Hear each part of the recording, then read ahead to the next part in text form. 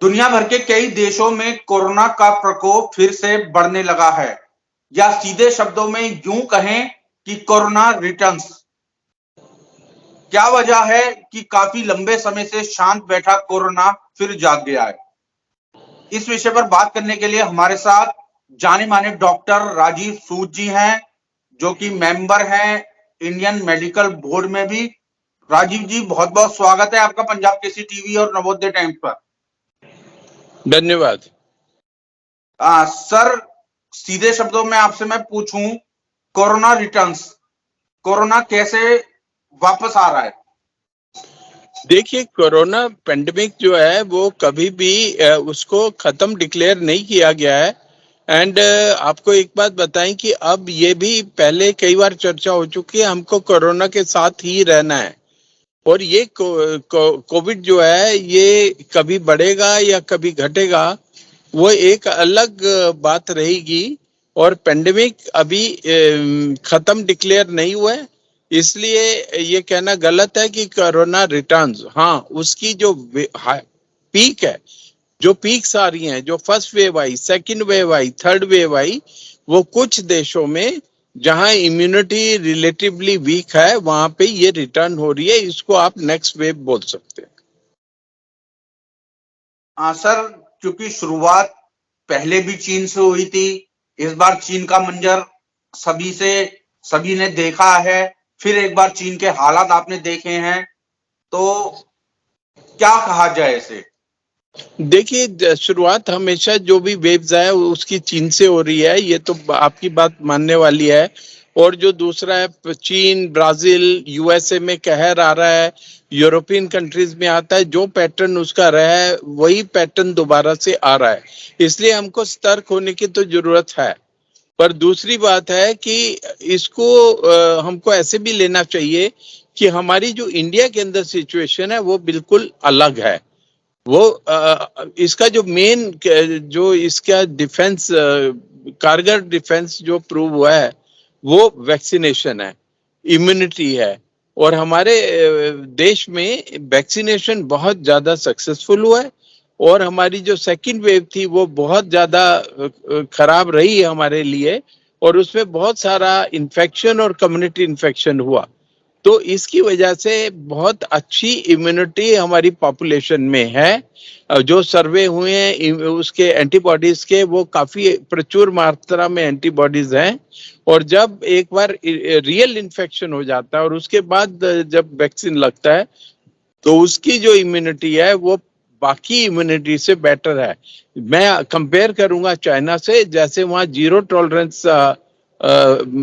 जो पॉलिसी थी, उसके अंदर स्ट्रिक्ट लॉकडाउन्स, बिल्कुल आइसोलेशन कर देना।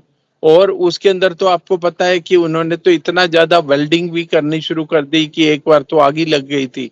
तो इतना ज्यादा स्ट्रिक्टनेस से क्या हुआ है कि एक तो उनकी वैक्सीन इंडियन वैक्सीन के मुकाबले कमजोर रही, और दूसरा उन्होंने जो स्ट्रिक्ट लॉकडाउन किए, उन्होंने कम्युनिटी के अंदर जो रेजिस्टेंस है या इम्यूनिटी है वो ठीक से डेवलप नहीं हो पाई। तो इसलिए भारत की सिचुएशन बेटर है। और हम लोग ये मान सकते हैं कि इन्फेक्शन तो होगा, इन्फेक्शंस आएंगे, कोरोना के वेरिएंट्स भी आएंगे, पर क्योंकि हमारी इम्यूनिटी बेटर है तो उस तरह की खतरनाक वेव्स नहीं आएंगी, ऐसी संभावना है। राजीव जी, क्योंकि लगातार आपसे बात होती रही और आपने जानकारी समय समय पर दी है, दूसरी लहर में भी, तीसरी में भी, हर बार वायरस का एक नया नाम दिया जाता था। इस बार किस तरह का वायरस है और अन्य वायरसों से कितना अलग है ये? देखिए, ये कोई मेजर वेरिएंट नहीं आया है। और ये जो वेरिएंट है ये B5 जो चल रहा था ओमिक्रॉन का वेरिएंट, उसकी लीनिएज आई है। और ये BF7 है। BF7 के केसेस इंडिया के अंदर जुलाई से 4 केसेस तो प्रूव हो चुके हैं। और अगर ये केसेस आए हैं तो ये केसेस जो हैं वो काफी लोगों को फैले भी होंगे, क्योंकि ये इसकी कम्युनिकेबिलिटी बहुत ज्यादा है। क्लस्टर इन्फेक्शंस हुए होंगे और उसकी वजह से हर आदमी को जांच करना मुश्किल है, हर कांटेक्ट की जांच करना मुश्किल है। पर यह बताया जा सकता है कि इसके अंदर 1-2 दिन के अंदर जो गले में खराश या इन्फेक्शन हो रहा है और ये जो लंग्स के इन्फेक्शन थे डेल्टा वेव में, जिसकी वजह से ऑक्सीजन की कमी या और बाकी प्रॉब्लम्स हुई थी, वो इस वेरिएंट से होने की संभावना कम है। यानी ये माना जाए कि ये अगर वायरस जो नया आया है ये कम घातक है और वायरस के मुकाबले। देखिए, इसके ऊपर R&D चल रही है, अभी पूरी स्टडी नहीं हुई है, पर जो इनिशियल इसके लक्षण आ रहे हैं और जो इनिशियल इसकी सीवियरिटी, जो 4 केस डायग्नोज हुए इंडिया में, वो चारों के चारों बहुत अच्छी तरीके से रिकवर हो गए, हॉस्पिटलाइजेशन की भी जरूरत नहीं पड़ी और कोई उसमें फेटलिटी नहीं हुई। इसलिए ये माना जा सकता है कि ये वायरस अल्टीमेटली रिसर्च के बाद ये जो वायरस का वेरिएंट और सब लीनिएज आई है वो इतनी घातक सिद्ध नहीं होगी, और स्पेशली जब इम्यूनिटी प्रचुर मात्रा में डेवलप हो चुकी है इंडियन पॉपुलेशन में। राजीव सर, क्योंकि आप भारत सरकार में भी मेंबर हैं, जो मेडिकल काउंसिल बनी हुई है, तो क्या कुछ अभी सरकार की ओर से प्रयास किए जा रहे हैं? देखिए, जो कोरोना एप्रोप्रिएट बिहेवियर है उसको दोबारा से लोग थोड़े से रिलैक्स हो गए हैं, थोड़े से भूल से रहे हैं। हमको ये जानना चाहिए कि अगर ये वेरिएंट आया है तो आगे और वेरिएंट आ सकते हैं, और अगर ये इन्फेक्शन बहुत ज्यादा लोगों में हो जाएगा तो वेरिएंट और नया वेरिएंट और ज्यादा घातक वेरिएंट बनने की संभावना बढ़ जाती है। इसलिए हमें एकदम हमको अपने प्रिकॉशंस लेनी है, मास्क को दोबारा पहनना चाहिए वॉलंटरली, हमको वेट नहीं करनी चाहिए कि कब गवर्नमेंट इसकी गाइडलाइंस निकालेगी। अब रैंडम टेस्टिंग एयरपोर्ट्स पे शुरू हो गई है, क्योंकि एयर ट्रेवल ही आज के दौर में सबसे ज्यादा इन्फेक्शन को फैलाने वाला माध्यम माना गया है। और इसी तरीके से हमको गैदरिंग्स, रैलीज और जानबूझ के हमको पार्टीज, फेस्टिविटी के अंदर बड़े पैमाने पे लोगों को इकट्ठा करना, इनसे बचना चाहिए। राजीव सर, क्योंकि ये वायरस है, दस्तक भारत ने दे दी है, एक मौत भी इसकी हुई है, आपको जानकारी होगी। तो शुरुआत में जिस तरह से दस्तक दी है, एक मौत हो चुकी है, तो अब किस तरह की हमें सावधानियां बरतनी चाहिए? देखिए, जो मौत हो रही है वायरस के अंदर, वो पर्टिकुलरली इस वेरिएंट से रिलेटेड नहीं है। अभी कल भी 2 मौत हुई हैं, पहले भी 1 मौत हुई है। तो ये जो है ये जो कैजुअलिटीज हैं, डेथ्स हैं, वो पहले से बहुत ज्यादा कम है। हमारे जो एक्टिव केस हैं वो 3,500 से नीचे चल रहे हैं, जो डेली के नए केसेस हैं 200 से नीचे चल रहे हैं, और ये स्थिति बनी हुई है। और इसमें बहुत ज्यादा थोड़ी सी वृद्धि तो हुई है, पर अलार्मिंग कोई वृद्धि नहीं हुई है, और डायरेक्टली BF7 वेरिएंट से रिलेटेड मौत की खबरें नहीं है। क्योंकि आपने जिक्र किया कि विमान जो बाहर से आते हैं ज्यादा फैलने का खतरा रहता है, क्या लगता है, क्योंकि आप सरकार में भी मेंबर हैं, क्या कुछ सलाह दी गई है कि बाहर से आने वाले विमानों को बंद कर दिया जाए?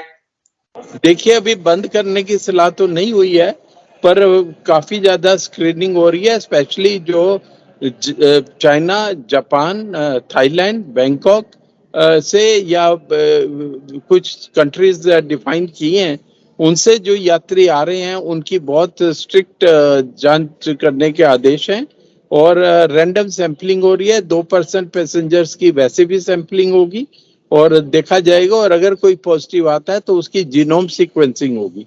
हर केस को सिर्फ पॉजिटिव करके छोड़ नहीं दिया जाएगा, उनकी जीनोम सीक्वेंसिंग करके देखा जाएगा कि ये कौन सा वेरिएंट है या कौन सी उसकी सब लीनिएज है, और उसके हिसाब से आगे डाटा को मैच्योर किया जाएगा।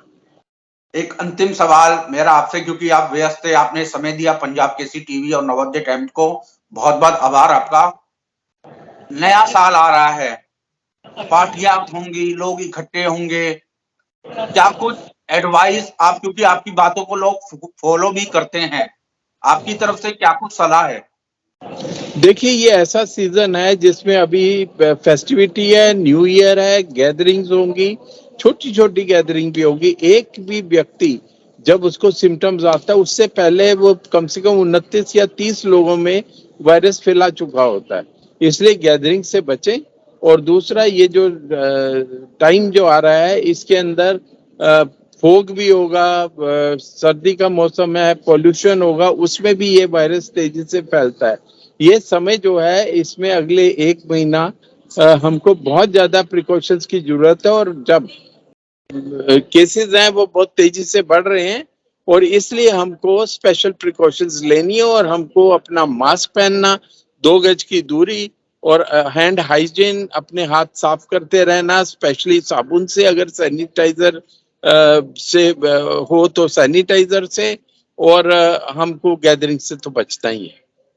तो बिल्कुल सावधान हो जाइए, क्योंकि कोरोना का वायरस एक बार फिर आने लगा है। और अगर आप भी बचना चाहते हैं वायरस से तो कोरोना बिहेवियर का पालन करें।